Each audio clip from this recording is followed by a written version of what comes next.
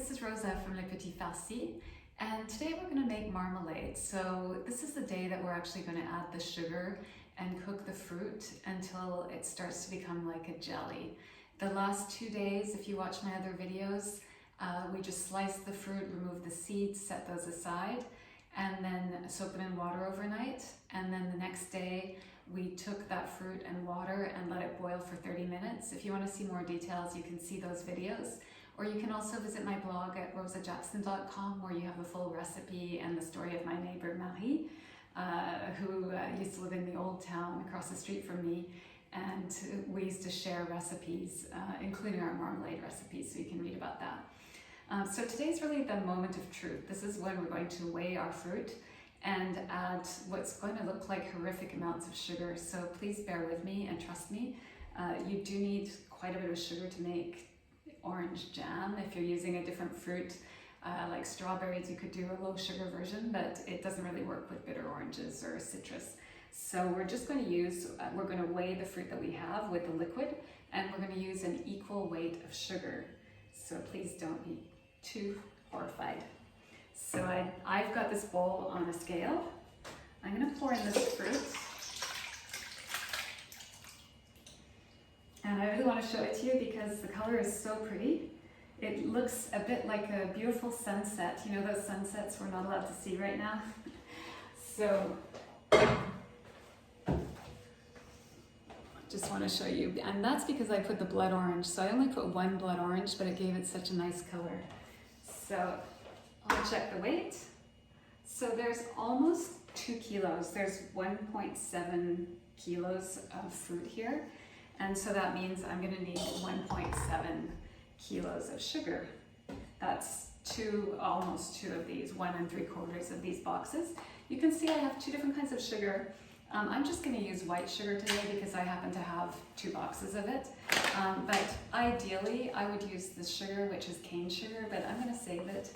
Maybe I'll want to use that for cakes, so I'm just going to use regular white sugar for the jam. The nice thing about the white sugar is it doesn't alter the colors, so you'll keep that nice color and it won't darken with the sugar. So there are probably faster ways I could get the sugar out of the box than this. As you can see, it's a lot of sugar. And so after I've added that sugar to the fruit, we're going to put it back in the saucepan and we'll let it boil, and those juices are going to thicken. It's probably going to take a good hour. If I was at my studio, so that's 1 kilo of sugar, I might as well do this all in the saucepan. So I'll put this back in the saucepan. Oops, lost a piece.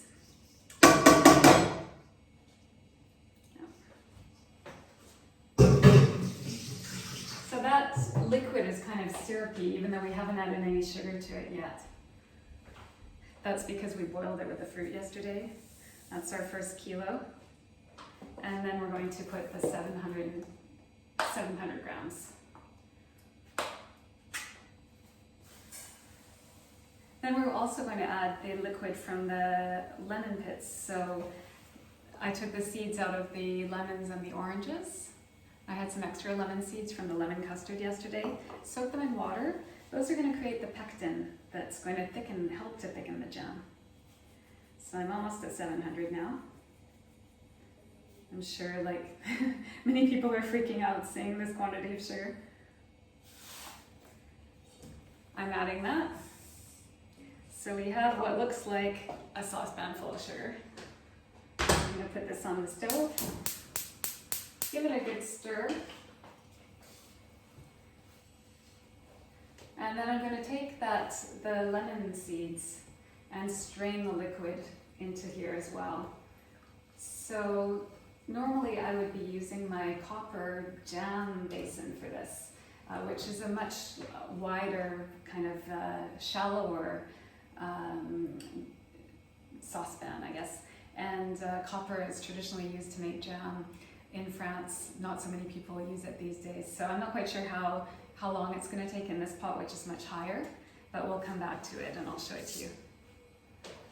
So this liquid from the lemon seeds is a little bit thick already, almost like a slight jelly. That's going to add pectin. And we'll let this cook for a while, and I'll come back and show it to you maybe in 30 minutes or so, or longer. It's been about 30 minutes, and I just want to show you what the marmalade looks like when it's not quite ready. So if you look at the liquid here, the way you can tell is if you just take a ladle and pour it, it's still kind of watery. It's not syrupy yet, so it hasn't really thickened.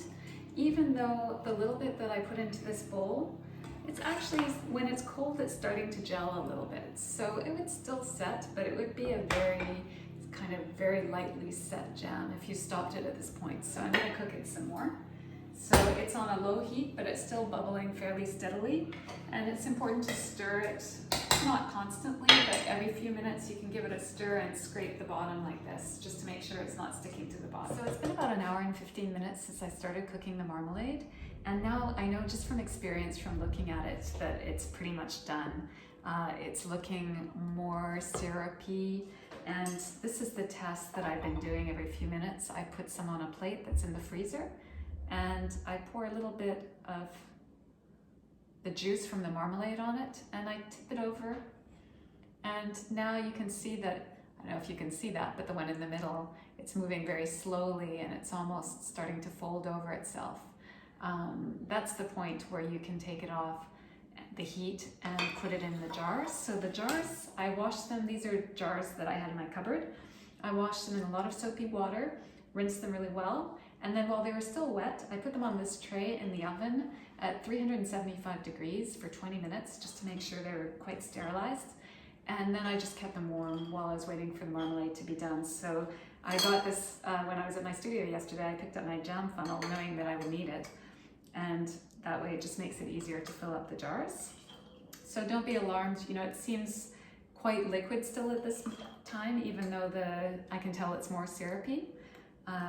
It's going to take a while to set and really get that jelly-like texture.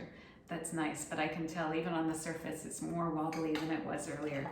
So I'm going to fill up all these jars, and after a few hours it'll be set, and I'll post a picture probably on my story so that you can see what it looks like. Before I go, I just wanted to show you the color of this marmalade because it's so beautiful. This is very hot, so I'm being careful. But you can see that pink color that comes from the blood orange, but even without it, it would be a beautiful orange color. So once it's in the jars, I'm very proud of myself for having guessed the right number of jars in relation to the oranges I had. Usually it's about 1 jar per orange, so that can work more or less.